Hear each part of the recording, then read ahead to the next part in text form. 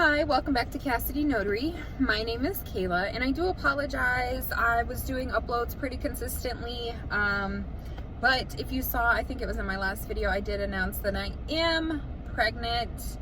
I am 7.5 months pregnant, so my life is kind of at the mercy of the baby right now, and so that kind of just put things on hold. Anyway, now that that is out of the way, let's go ahead and jump into this video.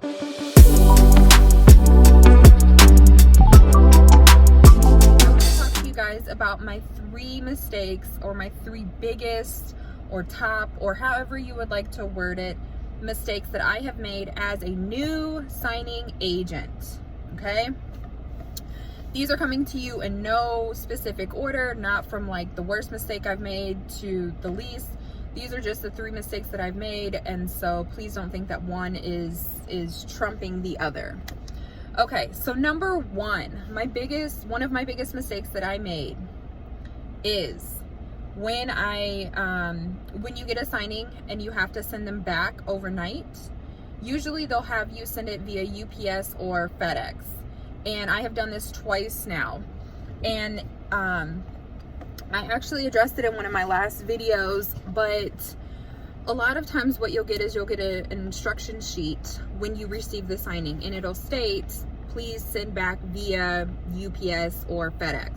And so what I was doing was I was ensuring, and I still ensure, that I read every single instruction that is on that sheet, kind of like a checklist. Now I do that in these 2 specific times. They were from 2 different companies, but I think that the sheet was outdated, or they maybe it was up to date and they just chose a different carrier for whatever reason. But on the sheet it said ship via FedEx, but on the printing label it said UPS. Now I did not double check the label, so what I did was I went ahead and I just packed it for FedEx, got to FedEx, and they were like, oh, this is UPS, we can't ship this. And so then it took extra time out of my mom's day, because she actually sent the first one, and then the second time it took time out of my day. So what I learned from this is, 1, make sure that yes, you're reading all the instructions, but also ensure that you are double checking the printing label. Okay, you want to make sure that you are seeing exactly what it is that you need, and what carrier you need to use. Also, just a little tip, obviously this is a mobile business, so a lot of your work is going to be conducted on the road, so I would suggest just keeping, like 5 of each. 5 UPS, 5 FedEx, you should be good to go. Second mistake that I have made: being a new signing agent, you will notice that because you're not direct, or if you are direct, good for you, but I am not. I am still using signing services. Using signing services, what happens is a lot of people have turned to becoming a signing agent. I really think because of COVID, with layoffs and things like that, people needed another form of income to be able to sustain their lifestyle, and so they turned to being a signing agent, which is great, but I think it oversaturated the market, at least in big metropolitan areas. So like, I live in a capital city, so we are extremely saturated when it comes to signing agents. So when they send out a signing, they will send a blast to everyone in that area that is a signing agent. And it really just depends on who is able to click accept first. So what I found that I was doing in the beginning was I would automatically hit accept, because in my mind I was like, well, I told them where I live, I told them the parameter that I'm willing to travel, so I am assuming that they're only sending me signings within, that parameter that I offer them. Turns out they don't. They will send you a signing 2 hours away in your state, because they need somebody to fulfill it. And so I had hit accept, I think 3 or 4 times before I finally learned my lesson that yes, it's gonna suck, but you will get used to the signing agency that is sending it to you, because they all put the information differently. So like signature closers, the information will kind of be like right at the top. Loan closers is towards the bottom. And so as long as you know where to scroll to see the address and the city where the signing is going to be taking place and the time it's going to be taking place, you should be good to go.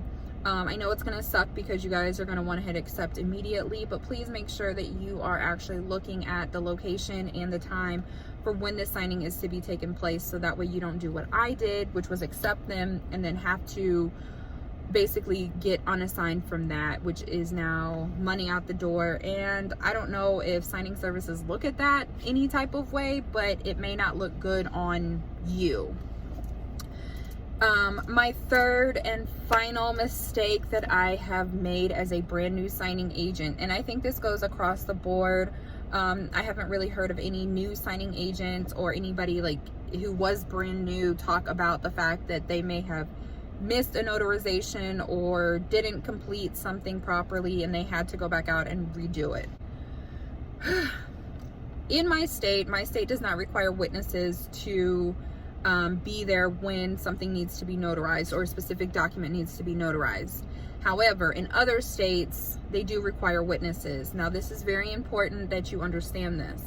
Just because your state does not require a witness signature or 2 witness signatures, it does not mean that the state that they are either purchasing the home from or selling the home in require that.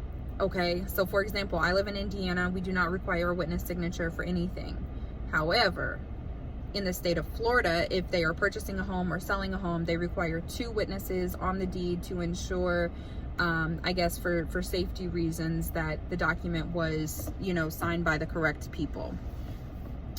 Now, because I'm still new, when I received this, what I did was, I still do this.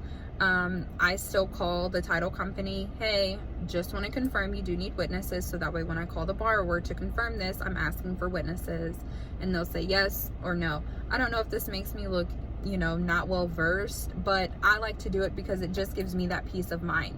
However, in this instance, I called the signing company who hired me, and I called the title company. Now, the signing company, I can't really blame them because they deal with so many signings. And so they may have, just looked at my state and been like, no, you don't need a witness. However, my gut told me to call the title company. So I did. Called the title company and I asked them, hey, this is what's going on. This is the state that I live in. However, it's being purchased in Florida. Do I need to have a witness? Because in Florida, you yourself as the notary can be one of the witnesses. You just need a second witness there.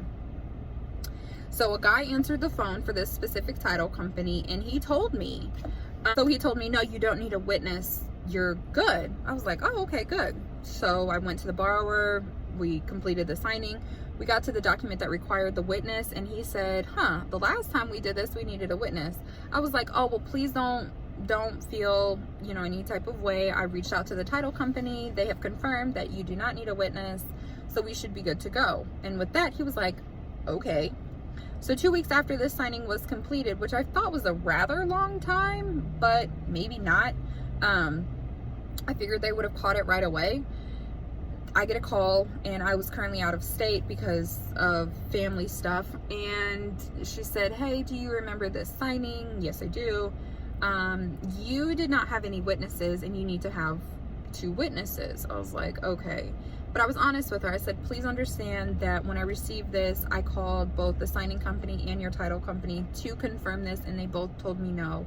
I have no issues with going out to rectify my problem. I just want you to know that I did call, to ensure that I did not need one, because I did not want to mess this signing up. I said, I deeply apologize. Please, send me the documents. I will go out there as soon as the signer is available, and I will go get this taken care of for you. And I don't know if it was because I owned up to my mistake and was honest about it, or if I was just so willing to get it done like at the earliest convenience for them.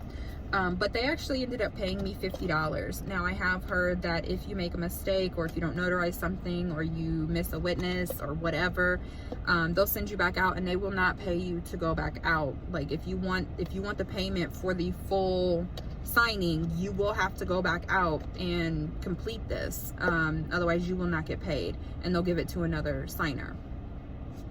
But in this case, I was rather lucky and she actually did pay me. She gave me an additional $50 on top of the $95 that I received for the additional signing. So I was really grateful when got that completed and it was good to go. So if you stuck through the whole video, I just want to let you know those were my top 3 mistakes. Again, I did not give them in any specific order. So with that being said, I hope that you guys have a great day. I hope that you get all of the signings you're looking for this week and then some. I'll see you in my next video. You're like a circle that floats around me, keeping me